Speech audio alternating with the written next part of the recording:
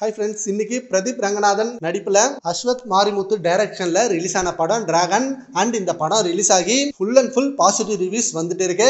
And இந்த படத்தை first show Ashwath Marimuthu and Pradeep Ranganathan and Archana Kalpathi இவங்க எல்லாரும் பார்த்துட்டு அங்க தியேட்டர் ஆடியன்ஸ் ரெஸ்பான்ஸால செம்ம ஹாப்பி ஆனாங்க. அப்ப அஸ்வத் மாரிமுத்து அங்க இருக்க ஆடியன்ஸை பார்த்து இது டான் 2 இல்ல டிராகன் அப்படின்னு ரொம்பவே பெருமையா சொன்னாரு. அண்ட் அவரு படம் எடுத்து முடிச்சு ப்ரொமோஷன் அப்பெல்லாம் நிறைய பேர் இது டான் 2 படமா, ஏன்னா ட்ரெய்லர் பார்த்து இந்த படம் டான் 2 மாதிரி தான் இருக்கு அப்படின்ற மாதிரி நியூஸ் போயிட்டு இருக்கு.